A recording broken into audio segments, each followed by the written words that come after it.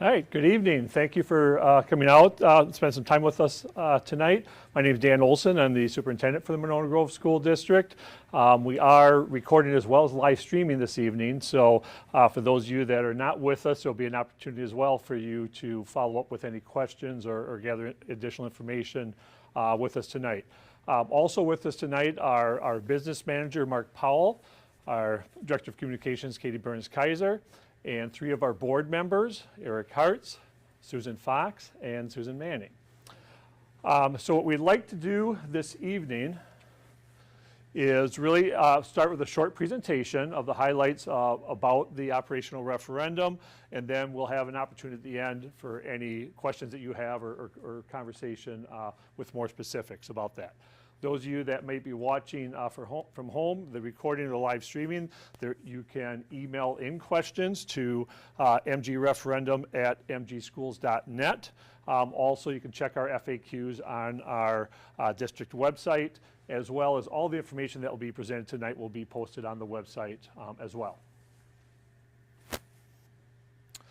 All right, so what we'd like to cover tonight, critical facts about school funding and then how it impacts our budget here at Monona Grove, what the cost would be of the proposed phase-in operating referendum, what the consequences might be for inaction, and then finally some additional FAQs and conversation about the details. So let's talk a little bit about school funding. So really there are three reasons that we're before you tonight and that this operational referendum is on the ballot here in April. First of all, the rapidly increasing costs for operations in schools. We all are experiencing inflation in our home lives or businesses, and schools are no different. So our costs continue to increase fairly rapidly these last couple of years. We've been funded pretty heavily with federal funds these last 2 years, COVID relief funds, and those are expiring. And so that creates a challenge with the loss of those federal funds. And then most importantly, our state funding has been stagnant over the past 2 years with no increase in per pupil revenue limits. And so we'll talk a little bit more specifically about how that impacts our local budget.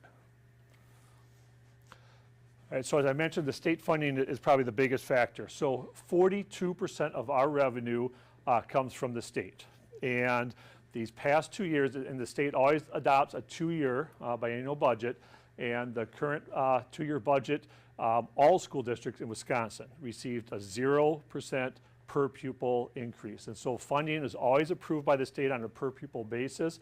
Revenue limits have been in place in Wisconsin since 1993. Most of those early years after revenue limits went in place, there was a commitment from the state to have cost of living increases for all school districts. And then over time, as things have changed in the legislature and in the Capitol, that hasn't always been the case. And we'll talk a little bit about what's happened most recently with those funds here in the state as well as Monona Grove. I want to emphasize that what we're looking for are to fund the cost to maintain current operations. Okay, so as we talked a little bit about the budget impact, this is not for new programming or anything additional. We're really just looking at what would cost to maintain operations as we have with the current staffing levels, which means class sizes, as well as support services for our students. Okay, I alluded a little bit to this with regard to the state funding. As I mentioned, back in 1993, regularly we had some cost of living increases. And really, back in 2002, Wisconsin was ranked number 11 in the nation as far as funding for public schools, as far as the national average. And you'll see that things had a dip in those years from 2006 to 2008. You might remember we had a recession at that time, and so that was kind of the first time that we started seeing less support in state funding. We did have a slight increase again the next couple of years to catch back up, but then ever since 2011, a steady decline. And you might recall that that coincides with what was at the time called the Budget Repair Bill, or Act 10, and that's when the funding for state schools has been on steady decline ever since. And so by 2020, Wisconsin dropped down to 25th national average with regard to per pupil funding, and some estimates have shown that 2 years later we might be as low as 30th right now. This is the graph that again shows state funding compared to inflation since 2008. Okay, so the bottom line shows actual per pupil funding and how it has varied, where there was the decrease along in 2011, minimal increases over the years. We had a little bit of an increase, and then these last 2 years is flat with no increase again. So in comparison to inflation, all on average in Wisconsin, this is all public schools now, about $3,200 per pupil, a gap between actual funding and what would be the case if we had inflationary increases over those time.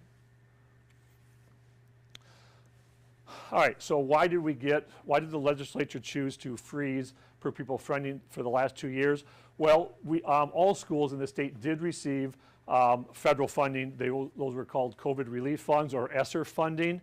And the legislature has gone on record to state that the reason that they did the flat funding is because schools received the federal funding and that would be enough to cover for our budgets for the next 2 years.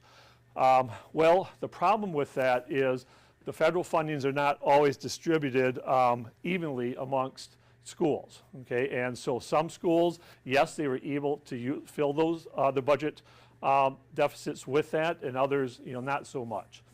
We'll talk a little bit more about that in a second. And then, of course, the operating costs we talked about. I already mentioned this. We all are well aware of what's happened with inflation. And just in this last 10-year period, inflation rose by about 17%. At the same time, state average revenue limit only grew by 6%.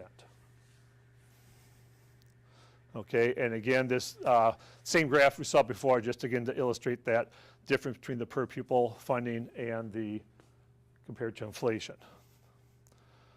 Okay, so then how do school districts deal with this? And there have been operational referendums in place ever since revenue limits were put in place. And then, so since that time in 1993, there are about 421 school districts in Wisconsin. Over 300 have done an operational referendum at some point. But most recently, as we're seeing these bigger gaps in funding, more and more districts are starting to do recurring referendum, meaning that if they seek approval, then that becomes the new base, line essentially, as opposed to having to go back after a certain time period. So there have been 79 school districts that have done recurring referendum or passed in the last 5 years.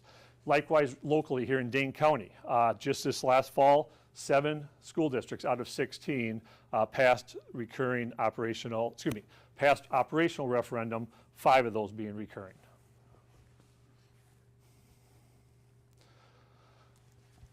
Okay, so how do we deal with our budget, locally? 70% of our budget is for staffing. That's what we do, right? We hire high quality teachers, high quality support staff for our students. That's what makes up the majority of our budget. That 30% on operations are things like utilities, transportation, facilities repair and maintenance, and so on. So any impacts that we have on budget, you can see really directly affect our staffing on what we do in the schools. Okay, so with the staffing, of course, we also know that there is a teacher shortage. There's a shortage for all labor right now, but in particular, teachers, support staff has been even that much more of a challenge. And so it's also a challenge to keep up to have competitive salaries. And right now, our salaries do lag behind our Dane County peers. And so it's really been a priority in these recent budgets to do what we can to try to have competitive salaries. But we, as you can tell, the idea of freezing or having minimal increases really is a challenge for us and makes it very difficult to continue to attract and retain the high quality staff that we have. We also know that just in general, there's been, it's a challenge for all districts with retention of teachers. It's a challenging job, and there's a lot of other opportunities now for teachers, and we're seeing more than ever, unfortunately, teachers leaving the profession. So just to put in perspective about what does a teacher make in Monona Grove? Our starting wage for a first-year teacher is $44,500. Okay, and so, to me, that's not a high salary, right? And if we could afford it, certainly we need to do a lot better. Knowing that students that are coming out of college right now, that's not really a competitive wage compared to an awful lot of other professions.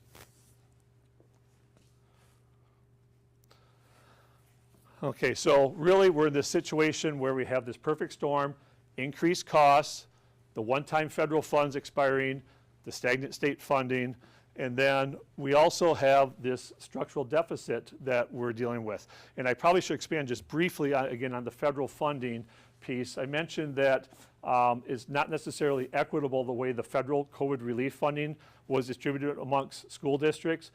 A large part of their formula is based upon poverty, and we're a low poverty district. And so the amount of funding that we received was substantially less than other school districts. And those funds were really not intended to be part of your base budget. The federal government sent those funds to school districts to help us support our students coming out of COVID for additional programming and supports. But we were forced to use what we could to balance the budget as is. And so that's the other reason that we're in a little bit tougher situation than others, that the federal funding that we received was not enough to balance the budget. Our current fiscal budget that we're in for this year, the 22-23 budget, we have about an $850,000 deficit that we're dipping into fund balance to make ends meet. Dan, can you clarify, did you say we're a low poverty district or a high? Low poverty. Did I misstate? No, Okay. Yeah. How much is the budget this year? So our overall, our operating budget is about $50,000. Excuse me, $50 million. Yeah. Okay. That was my guess. Yeah. Okay, so I think it's really important to know that the proposed referendum is, again, simply to preserve and maintain the status quo. We've, the one thing that our board has made a priority, we all have, is class size. And so that's something that we want to protect, to maintain the staffing. We think we're right size right now for the staffing that we have, not only for classrooms, but our support positions as well. And so it's to be able to maintain those positions, and again, to do the best we can with future raises to be competitive with those positions. And then providing stability. We've seen a lot of change in the state budget over time, depending on what the legislature chooses to prioritize in those particular years. And so by having a successful referendum, that does give stability for our own planning as well moving forward. And the idea of a recurring referendum is it essentially serves as a budget reset. So everything since 1993 has been based on per pupil funding. So every time in all those years you get an increase, that's your new base. And that's the operational referendum just does the same thing. We're asking for a new base, moving forward. Okay, the cost. So what have we done first of all as a district to try to be more efficient and to reduce our costing that we have? Well, one of the other bigger expenses that we have for our staff is, of course, our health insurance benefits. It's really important that to be competitive, we have a strong benefit plan, but we also know that health insurance costs are a big chunk. And so we have made significant changes, even in the last 2 years, to scale back. And unfortunately, sometimes, or not sometimes, those costs do get passed on to our employees. That's really the only way to change costs or change plan design in order to control those costs. Energy efficiency. The last thing we want to be doing is spending money on utilities. We want the money to go into the classroom. So we've, the district really, for over, probably the last 12, even 15 years, has really focused on energy efficiency projects as we can.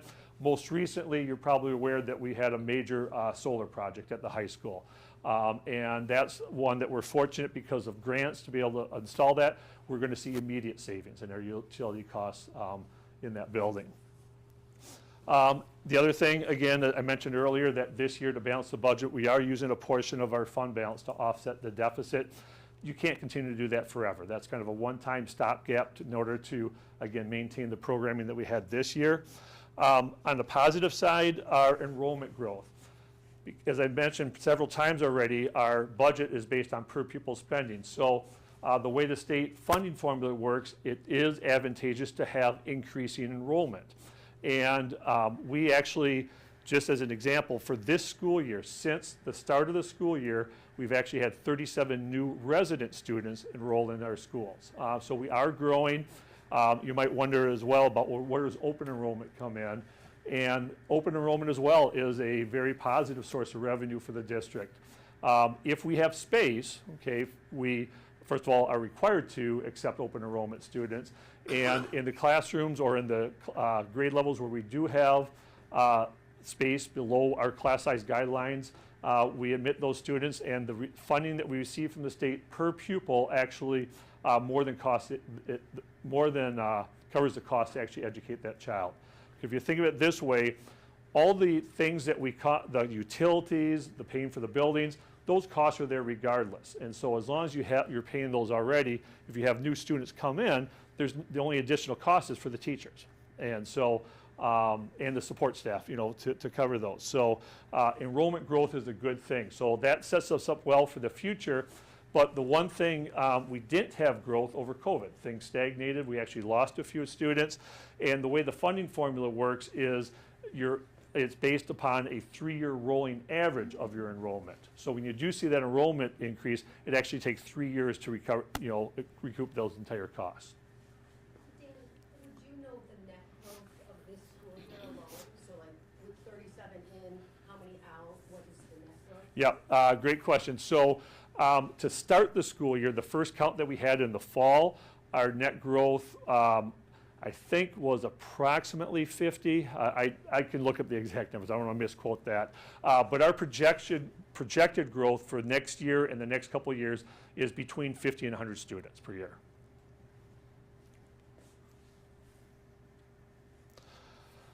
Okay, so this kind of shows the big picture about the funding formula. It was mentioned earlier that our annual budget is about $50 million. You might recall that we're in the middle of a 4-year operational referendum. In 2020, the voters approved to increase our revenue limit by $3.7 million. So that is represented in the years 21, 22, 22, 23, and all the way through 24, 25. So in those 4 years, our base revenue we're allowed to be 3.7 over that state limit. The proposed referendum would kick in 23, 24. And so that would add onto it authority for another $6 million. Now, where does the $6 million come from? It's to replace that freeze that we've had the last 2 years. So essentially, on average, about $3 million a year that we need to catch up that we lost in that base funding. And so if you want to look at it as a percentage, with a $50 million budget, an increase of $3 million a year is about a 6% increase. Keep in mind, inflation this past year was probably closer to 8%. And so that gives you kind of the perspective. It's really an inflationary increase over these last 2 years that we're asking for the $6 million. And then the following year, an additional $1.6 million, again, essentially a cost of living increase. And then the third year, an additional $2.5 million.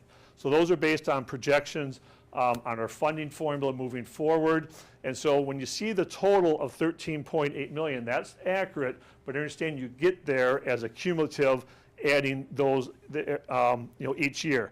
And the 4-year operational referendum that expires, okay, in that third year is looking to make up that amount. So that 3.7 goes away, but we're looking at it as a base building from that point.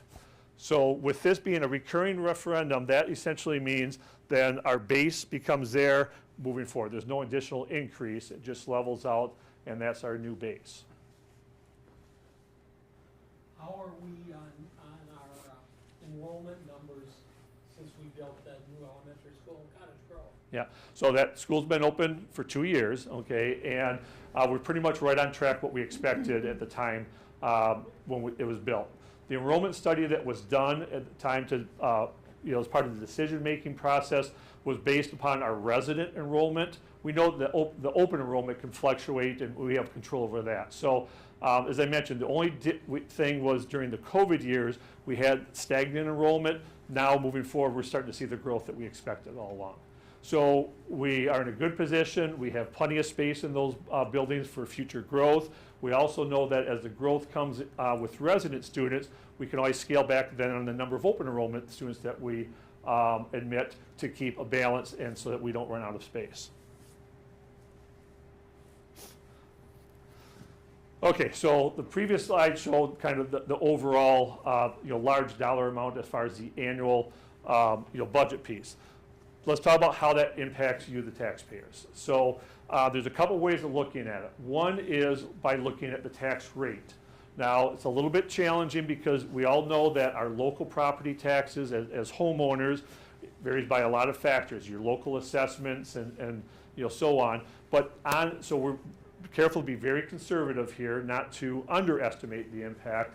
These, based upon the factors that we have, are the average for the, not only homeowner, as well as any property owner, business owner, and so on. So year one, that first $6 million would have a tax impact of $2.05 per $1,000 of value.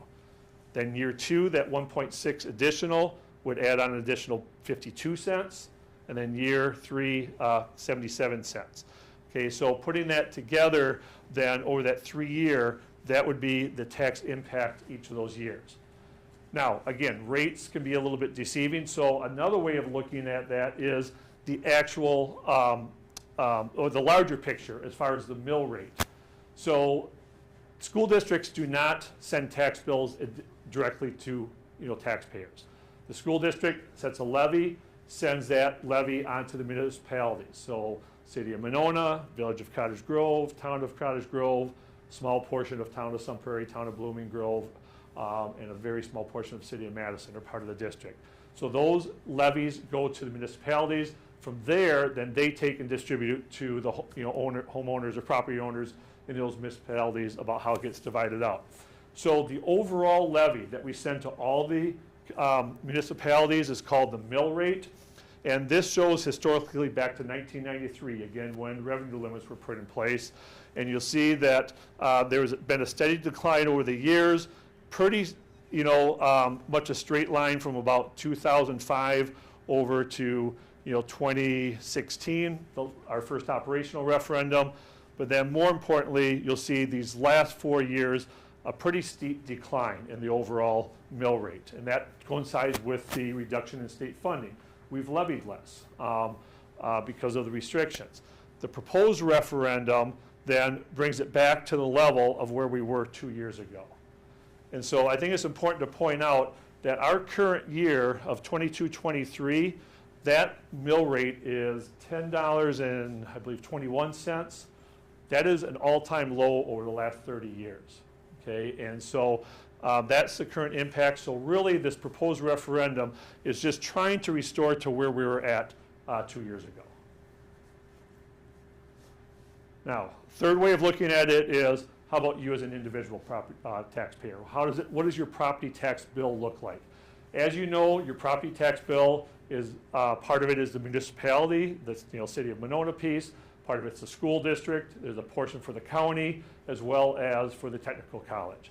The school portion is broken out on that tax bill, and we picked for an average home of $300,000. Now, actually, the average value of home in our school district is a little bit higher than that, I think about $370,000, but just to pick a nice round number, if you have a $300,000 home, the school portion of your property tax bill back in 2021 would have been about $3,700. And then on average, there's been a decline of about 17% over these last 2 years. The projected referendum would bring us back to approximately the same level that we were at in 2021.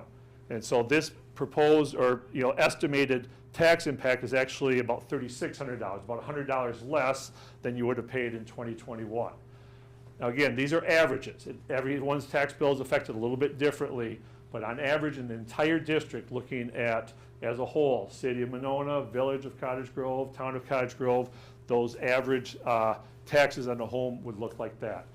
And I think, in the board's making that decision about to move forward to referendum and the dollar amount, I think this is a really important piece, for them as well as me, and with regard to my, voice in this, is that I think is important to really understand that, we are just getting back to those pre-levels before the freeze and the revenue. Now, the other thing, of course, there are a lot of assumptions made. So these are all the assumptions about what the biennial budget might look like. So we did figure in that there will be an increase in the future state budget. I don't think it's fair to say they're going to give us another freeze. So we did work off the idea that we would get $200 per pupil for year 1 and $400 per pupil in year 2. That's been fairly consistent with the numbers that we've gotten in previous years where we've got an increase. Now keep in mind, if that is what we get, that's still far less than an inflationary increase. I think it's important to note that the governor recently released his budget proposal of increased support for schools by $350 per pupil in year 1 and $650 per pupil in year 2, which of course is something that school districts are very appreciative of that kind of support. But keep in mind, even if that amount went through, the $350, $650, that still would not be enough for school districts to recover what they've lost these last 2 years with that freeze.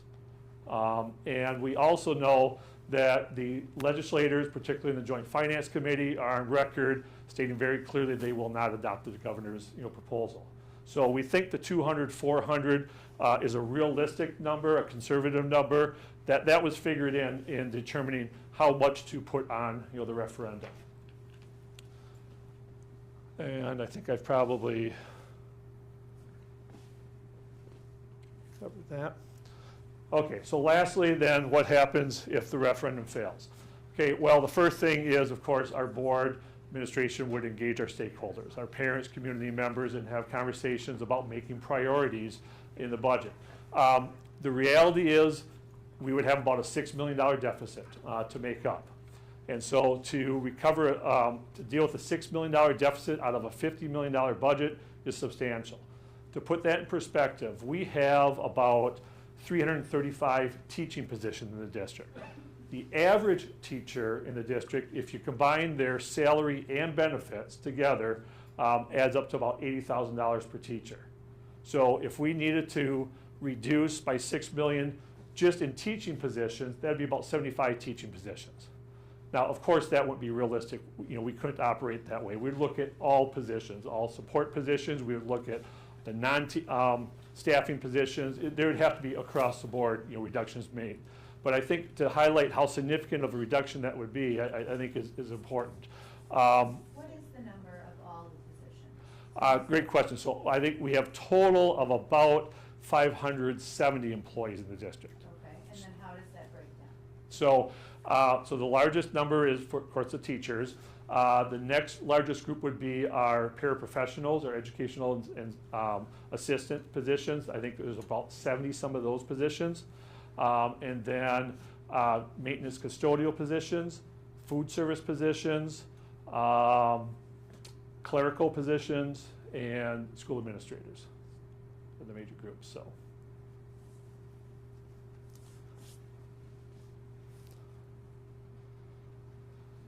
Okay, so I think I might have covered this, but why didn't the previous referendum solve the buzzing problems? So when you saw from the earlier charts that funding has been a challenge for all districts in Wisconsin for quite some time. So in 2016 was the first time that we had an operational referendum. And so the board at that time chose to do it for a 5-year period with the idea, let's see where the state budget is in 5 years. And that was for asking for an increase of $2.6 million over the revenue limits. And so at that time, as that expired, the state funding did not increase. In fact, we had less support. So the next time the board renewed that in 2020 at $3.7 million. And that was for 4 years. And the idea was, let's do it for 4 years, sync it up with the presidential election cycle, and see where we're at. We're under no illusion that we wouldn't have to do referendum again. It was just a matter of how much. And so that was the plan to do that. And what we've talked about here earlier is what changed everything. No one anticipated that we were going to get a freeze in funding. And so the reality is we can't wait for that 4 years to renew. And so with the idea that we need to solve this budget, this fiscal cliff now, also knowing that the current legislature has been very clear not to expect additional increases in the future. the board, I think, wisely determined that now's the time to reset that revenue limit. So if this is adopted, that becomes our new base moving forward, and then we'll have to adjust like everyone else moving forward based on future state budgets. Okay, so just remind folks that might be watching that in addition to tonight, we do have a couple other opportunities, virtual online opportunities for Q&A and to ask questions. Remind everyone that we would encourage everyone to be informed voters and get out and vote on April 4th. And again, all this information and more on our website. You can email in questions, phone, you can contact myself, you know, or the others that we mentioned, board members. We're all welcome to take calls and talk through any of the issues. Okay, so with that, I know it was a lot. I'm glad to take any questions on any aspect of that or anything I didn't cover this evening. Dan, before we get started, would you just mind repeating questions? We're not going to use the mic, but would just repeat questions for the screen. Sure, glad to. Okay, yes. You mentioned that the starting Winona Grove salary for starting teachers is $44,550, Yeah. and that is below the average of Dane County. How much below is that? Yeah. And would this referendum allow an increase in that as well as teacher salaries across the board, and if so, how much? Yeah, great question. So the question is about our current teacher salaries. Where do they rank with averages within Dane County? And then with the past referendum, would that mean that there would be an opportunity to increase those salaries? And the answer to that last question is yes. That definitely is something that we need to continue to prioritize in the budget, is try to increase those. That $44,550 for the base salary, I would say ranks slightly below average. I think right now the high starting salary in the county is approximately $50,000, and we have a lot of districts that are trying to get to that $50,000 mark for their starting salaries. So that's kind of the gap that we're trying to close for starting salaries. And then I would say consistently, even for our more experienced teachers, that gap is very similar. Moving on. And then what percentage increase would this referendum allow to increase teacher salaries across the board? Yeah. Would it be across the board? Yeah, that's a great question. What percentage increase will be able to approve for teachers if this were to happen? I can't give an exact number. For one thing, it has to be negotiated. So I want to be a little careful not to tip our hand going into negotiations. But I would say that I feel comfortable speaking on behalf of the board that we would look for as large of an increase as possible that we can afford in the budget. So I will say that the dollar amounts that we're looking at in a proposed budget does include significant dollars directly towards teacher salaries and other staff as well. So that would be the priority. What's our plan after the next 3 years? Yeah. So question. Are we gonna go back to referendum? Or are we working on something for, the last year on that was what? So the first year would be 23, 24, 25, 25, 26, okay, thank you. Okay, so what would happen after 27 and 28? Yeah, so of course it's going to be completely dependent on what the state does with funding. But the goal of going 3 years out would be a reset that if we at least were able to get cost of living increases from the state, that we should be fine, for a while moving forward. As I mentioned, we anticipate enrollment growth, so that will help us in the future with future funding. You can never say never that you won't go back to referendum again. It would really depend on what happens. But the goal would absolutely not to be come back in 3 years. Hopefully it'd be, get it through several.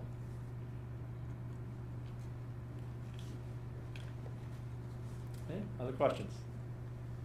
Aren't any. I have a few questions about the graphs and a few Sure. comments. First of all, I wanted to say that I've been in the house I live in, my family has owned for 70 years now. And I worked in the school district for 22 years as a paraprofessional, and we also lived in Cottage Grove. So I feel I've got a pretty good perspective about what's going on. And I really want to be here to represent not only retirees in the district, but young people, especially Winona, who have high child care. Yeah. And buying old houses, spending money on their houses. And so that's why I want to bring a few of these things up. The first graph, your per pupil revenue cap, inflation. So you said that was a state one. If we were to put our numbers in there, would it look any different? Yes, that one. Yeah.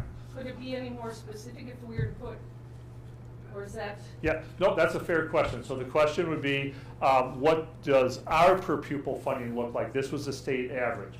And so our per pupil amounts would mirror the state with two exceptions. In 2016, our first operational referendum, there would have been a slight bump up here at that point, and then the renewal in 2020.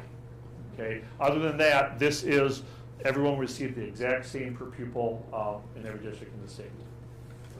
If I get it right, a $100 difference with 3,500 students would be $350,000, right? Okay. Yeah. So even $100 on that chart Yeah. makes a very big difference for the monies. Yes. For our inflation. So that would be interesting to know where we actually are in there. Sure. The graph showing the 17% decrease in the taxes over the last 5 years. Oops.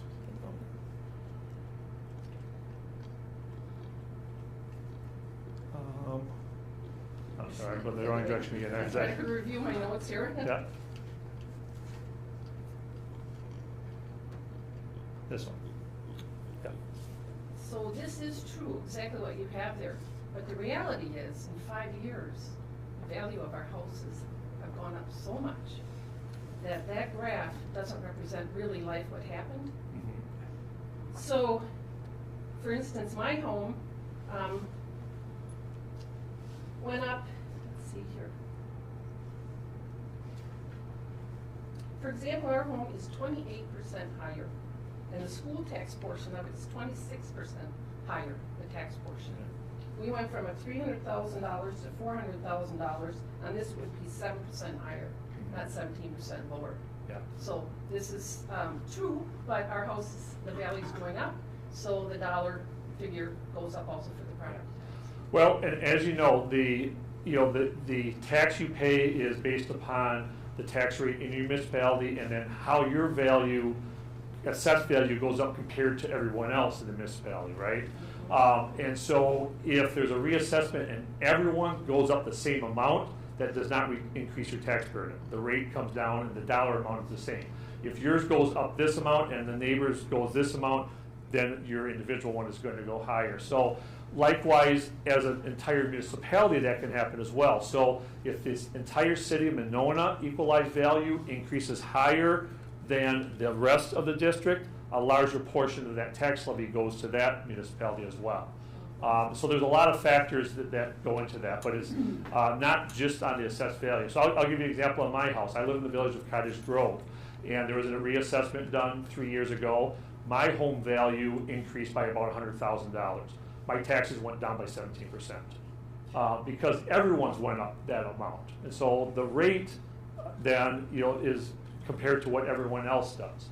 So there absolutely are examples. I mean, you're not alone. There are a lot of people that this didn't happen for, but on average, throughout every home in the district, that would be the average tax bill. And so you're telling me that Winona and Cottage Grove did or didn't have the same experience? Well, they definitely don't have the same experience, because it all depends on how the city and the municipalities do their assessments.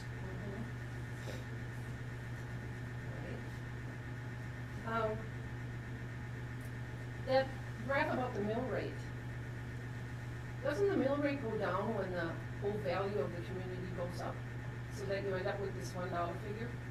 And along with that depends on what the actual tax levy amount is. So if the value goes up, but the levy also goes up, the mill rate stays the same. And so in this case,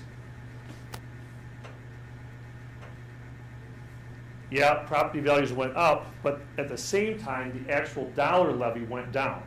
Less was levied, and so you put those two together, you see a significant decrease in the levy rate.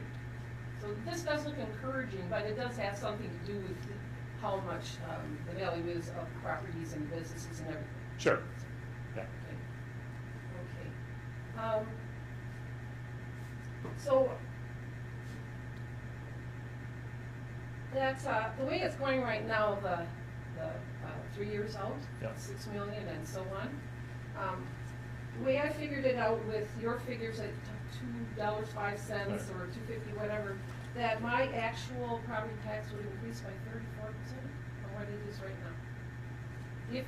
If my property value didn't even change, that would be on top of what I owe right now. That is Yeah. pretty staggering. Well, and whatever the increase, oops, wrong way again. Okay, that would be the impact on not passing the referendum versus passing it. It does not necessarily equate to that much of an increase in the actual tax bill, because without it, the tax bill is going to continue to decline. Okay. Say that again. Explain, Sure, please. sure. So this is the average dollar amount in the school portion of the property taxes, actual what has happened the last 3 years. If this referendum does not pass, these numbers will continue to decline. And so when you look at what you would pay compared to, if we continued on this graph, what if it didn't pass? This gap is very real. You'd pay this much more than if it failed. So it's either going to be a decrease or it's going to take you back to this level. So that's very true. That amount difference is what you're talking about. But it's not an increase, that large of an increase over what you're currently paying. Will it only just start to go down after that third year when that original $6 million goes away? Well, what the actual amount will be, it's going to depend on a lot of factors. So this is the projected amount based upon what we expect to happen with equalized values, with state revenues, and so on. The actual amount, will vary. Of course, we hope that it's less than that, but those all things will play. So what we're looking at, though, what we know for sure, the steepest increase would be that year one with the 6 million, and then after that, more inflationary type increases. So you're saying it with those figures on that other chart that it will not increase 34% like for me? No, we can't say that at all. Everyone's individual, all we can talk about is on average, across the district. Everyone's individual looks different. All right. And so I want to take a quick look at the positive things that you Sure. pointed out. So it looks like you've, the health insurance, that you've created some savings in that area, correct? Yep. And I heard you tonight say about the solar panels, that you got a bunch of grants and stuff. And so we're gonna start claiming some savings in the utility bills at the high school right away? Yes. Is that right? Because otherwise, you always hear about putting in solar panels, Yeah. and it takes 6 to 12 or even more years to Yeah. have paid off. But Yeah, that's not the so the case. question is about the solar panels. So the solar panels were funded partially through a grant and then partially, district funded where we borrowed the funds to install them. The amount that we have to pay back for the borrowing is less than the anticipated savings in utility bills for day one. So year one, there should be savings. The 37 students, Yes. that's like 1% of our whole enrollment. And you're saying that does take out the factor of students that left, Yes. right? So it's Yeah. 37 Yeah, more than about. correct. So on the one thing I've heard about transportation, that you're concerned about higher transportation, but at that rate, it doesn't seem like the transportation is gonna change much as far as it being in the budget. Yeah, so the transportation costs, the increases come with increased fuel costs, increased costs for compensation for drivers, as well as the number of routes. Okay, so as enrollment increases, eventually we'll have to add routes as well, but there's costs, even if we don't add routes, there's increased costs on an annual basis. We're still renting, we rent, or what's the Yeah. word, hired a busing company for our students still. That's correct. Yeah, so we don't really have any say in their pay or whatever, but is that part of? Oh, sure, we negotiate the contract with them, yeah, so.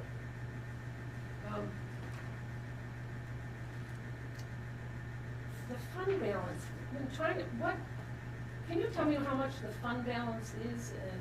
Sure.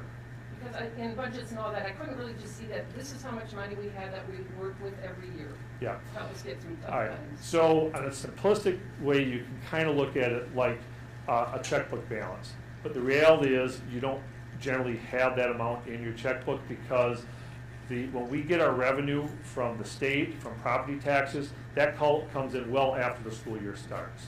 And so we're utilizing that to make payroll up to that time. In fact, we have to do short-term borrowing to make payroll in the fall until some of those revenues come in. But to put in perspective, right now, again, with about a $50 million budget, our fund balance is about $9 million. Okay, that's about 18% as a ratio to our operating budget. Our board policy has a minimum of 15% that we need to keep in there. And I might have mentioned that this year we actually did budget a deficit where we're going to use another $850,000. That'll get us pretty close to that 15%.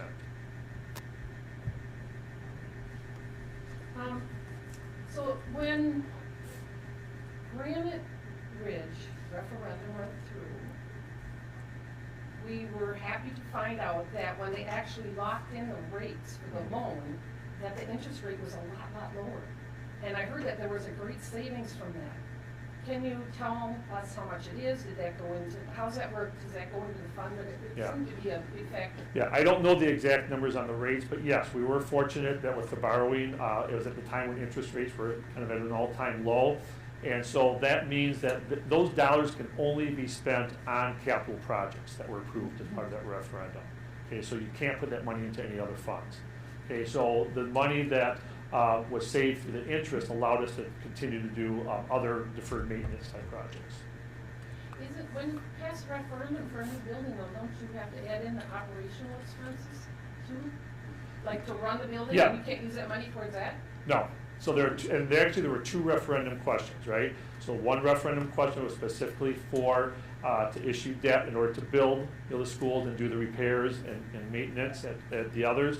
And then the second question was operational, exactly what we're doing right now. Is an operational specifically to operate that new school.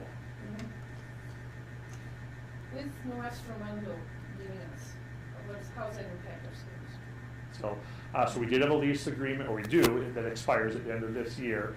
And so I believe our current lease agreement brings in revenue of about $160,000 per year.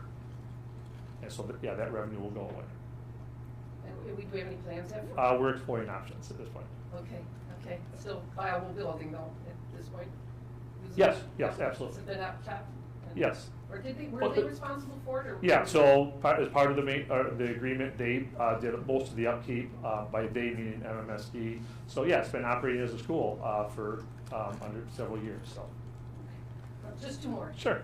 Has anyone on the school board or from the district office or from your office or anybody been in contact with the state legislature as far as, how is this impacting us? Part of all the districts. Is there anybody being a voice for us from the district? Absolutely. Okay. So I'll just speak for myself. Through the Superintendent's Association, we are regularly speaking with our representatives in the state. Our local representatives we speak to all the time. But most importantly, the ones that don't represent us locally, that might sit on joint finance and so on, are just important to have those conversations with. Okay, and I know my colleagues in other districts where they are represented by those all have the unified voice. So that's just from the superintendent's group. Our school board members, the same thing. Our local school boards are very active in having those conversations, as well as our state association, WSB, as well, engages with that. So that is a huge piece. The people that are in charge and part of that joint finance are well aware of the issues that schools are having.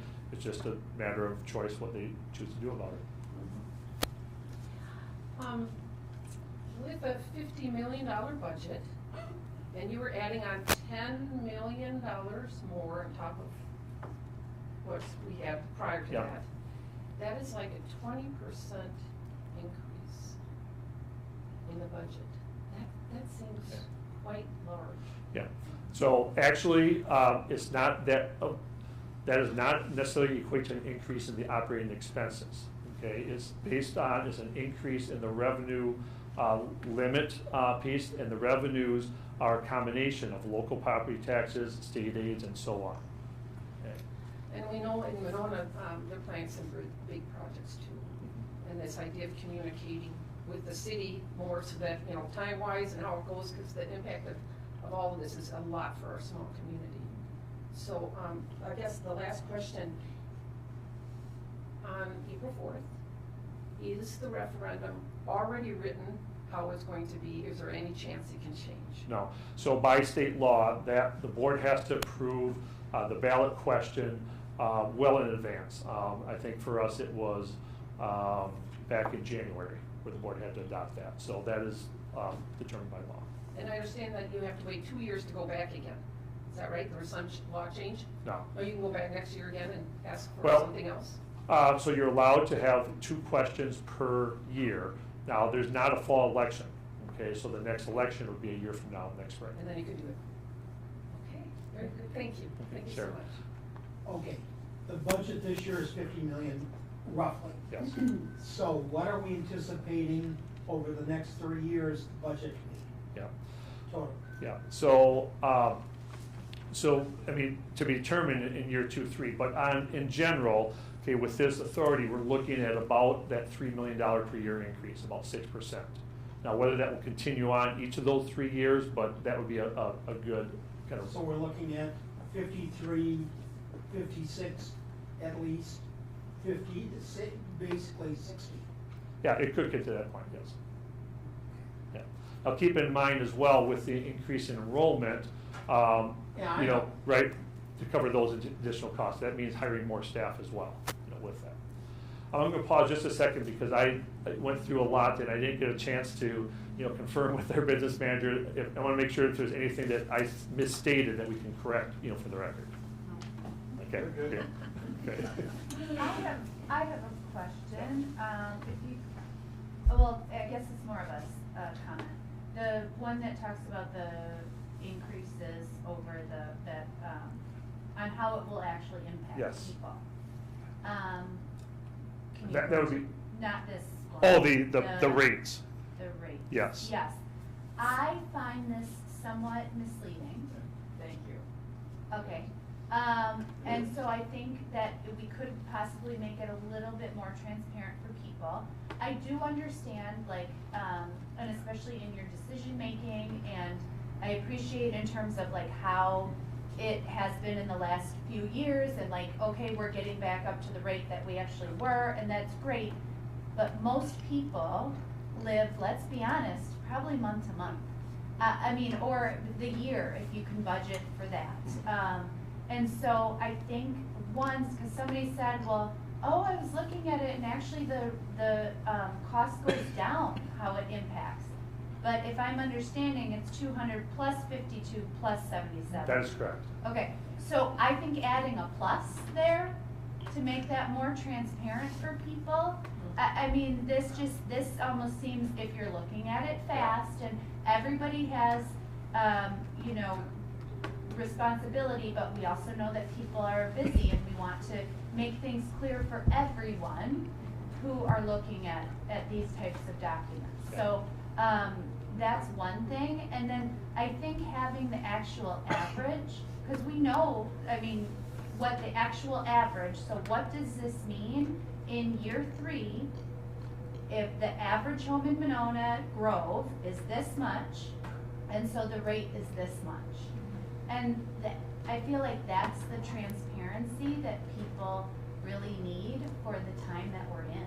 Yeah, I do appreciate the feedback, and just for the record, as we've done these and had those conversations, we do continue to update our FAQs and our information, so I appreciate that. With the enrollment growth that we talked about, okay, so right now, we're at about 37 net. Yeah. And it's March, so we've got a couple more months of school. Yeah.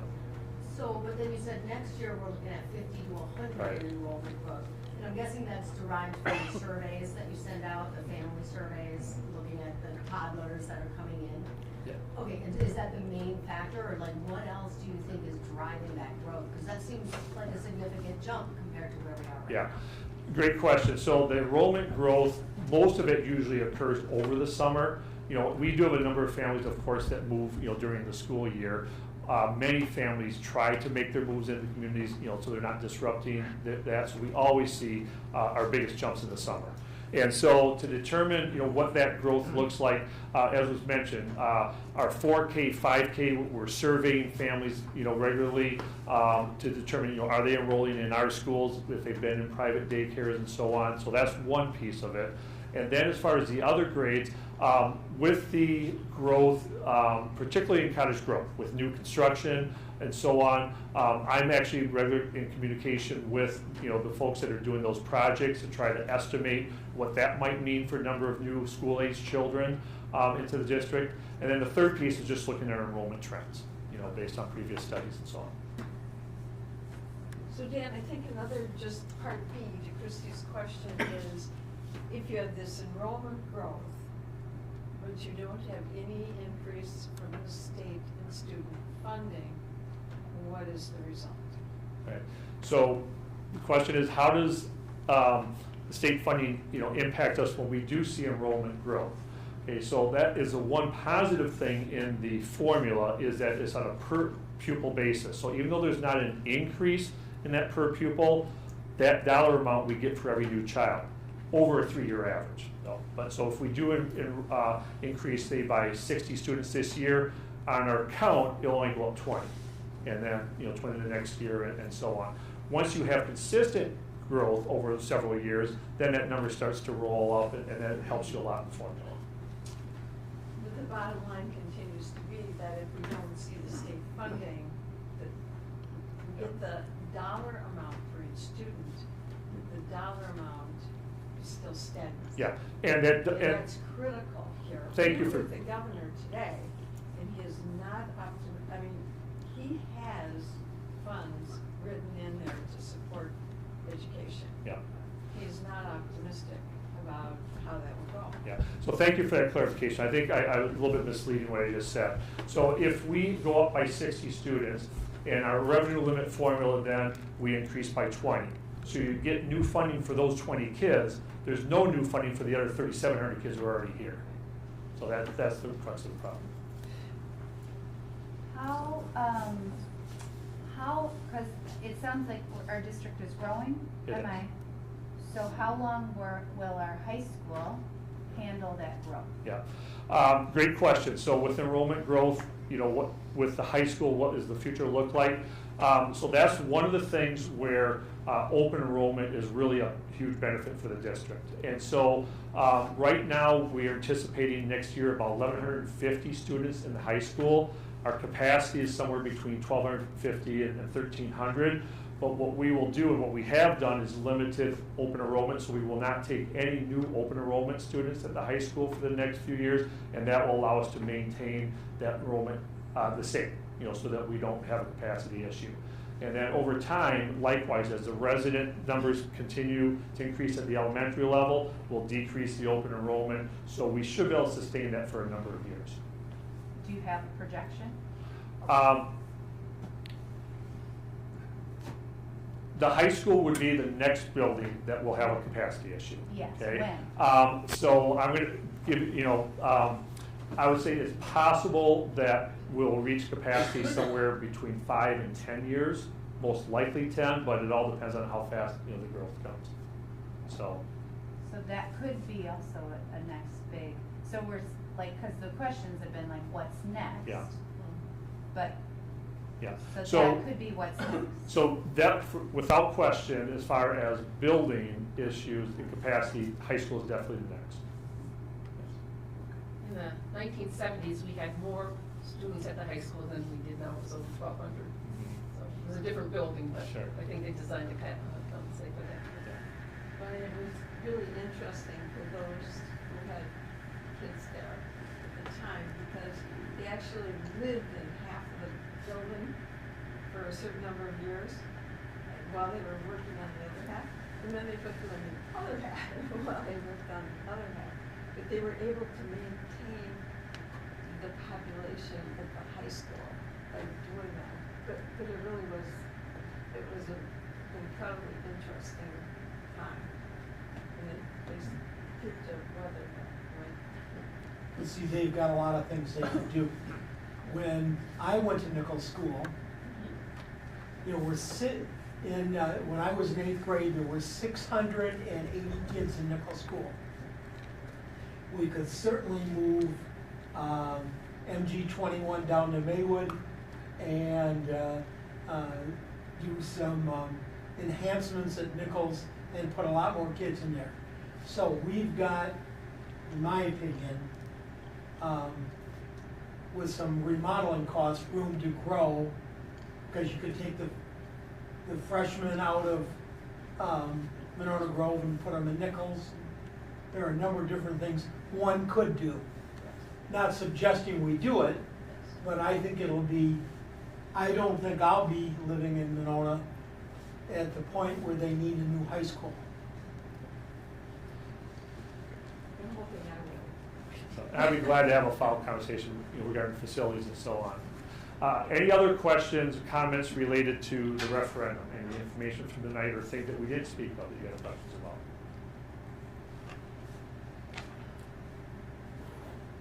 Okay, we really appreciate you coming out. I will stick around, and we all will afterwards if you have any other individual questions. Also remind you of the information we posted about where you can get further information. Things that come up after this evening, please don't hesitate to reach out. We're glad to have conversations with you. So, thank you. Don't forget this. With